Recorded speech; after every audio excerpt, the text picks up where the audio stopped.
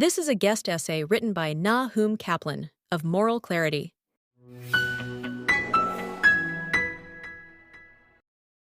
In 2024, Israel pulverized its enemies, put its diplomatic foes in place, humiliated its arch-enemy Iran, and reasserted itself as the region's most powerful state.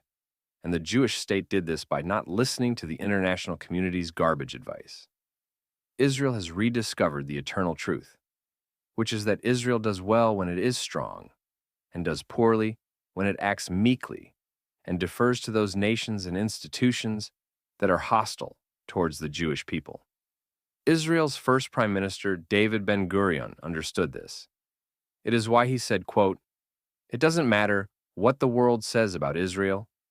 It doesn't matter what they say about us anywhere else. The only thing that matters is that we can exist here on the land of our forefathers. And unless we show the Arabs that there is a high price to pay for murdering Jews, we won't survive." End quote.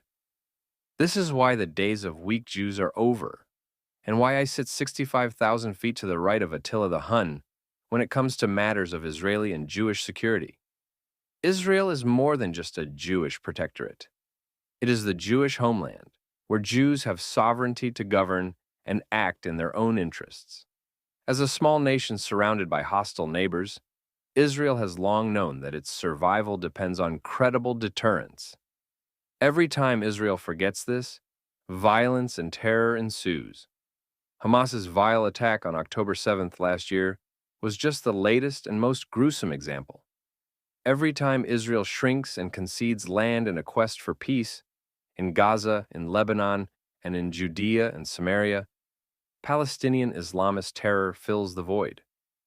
Those who think Israel should cede land as part of a two-state solution are living in a delusion.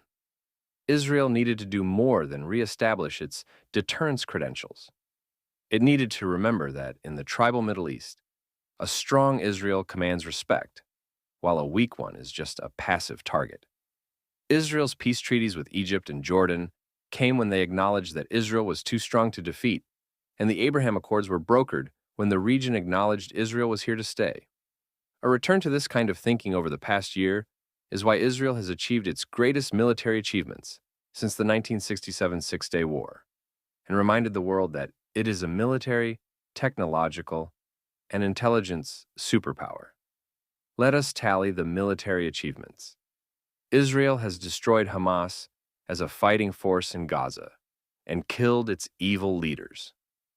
The Israel Defense Forces has hugely weakened Hezbollah in Lebanon, to the point that it could not keep its ally, Bashar al-Assad, in power in Syria, and Israel's Air Force has destroyed Iran's air defense and missile-building capabilities, leaving the Islamic Republic the most vulnerable it has been in decades.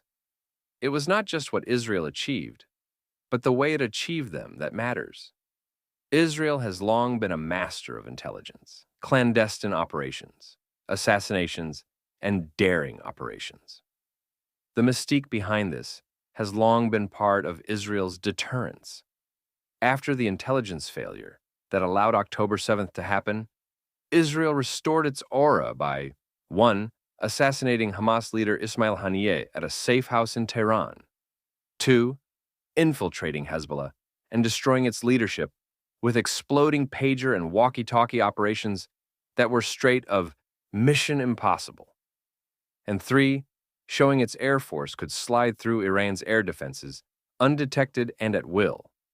Jerusalem achieved these enormous strategic victories by not listening to the Americans and the Europeans, who kept saying Israel could not go into Gaza, not go into Rafah, not fight in the tunnels, not push Hezbollah back from the border, not attack Iran, and should seek a ceasefire that was not in Israel's security interests. It was just bad and cowardly advice from the West, which knows less about the Middle East than I know about Polynesian flutes. This is why Israel is winning its battle with Islamist forces, while dithering and gerontocratic Europe is losing that fight. Israel's latest success has been its opportunistic destruction of the Syrian military unopposed as the Assad regime collapsed. While turbulent times lie ahead for Syria, Israel has hugely reduced the military threat from Syria as a state. Israel has done more than win on the battlefield, too. It has finally stopped playing the stupid game of pretending that the United Nations is a meaningful or credible body. Israel's banning of the terror-tainted United Nations Relief and Works Agency for Palestine refugees was long overdue, and there is no reason for Israel to care one iota about anything anyone says about its absolutely correct decision. Why Israel played along with the corrupt and racist UN for so long is a mystery. I have argued before that Israel should quit the UN. The body is on its last legs as the post-World War II international order collapses upon itself. So Israel might as well get a first-mover advantage.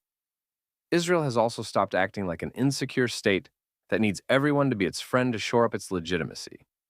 Jerusalem's decision to close its embassy in Dublin was correct, and Israel should start treating other racist critic nations with similar disdain and downgrade relationships with those who are insincere about having positive relations. While Israel is finally treating the UN and critical countries with the contempt they deserve, it can boast the significant achievement of having kept the Abraham Accords together.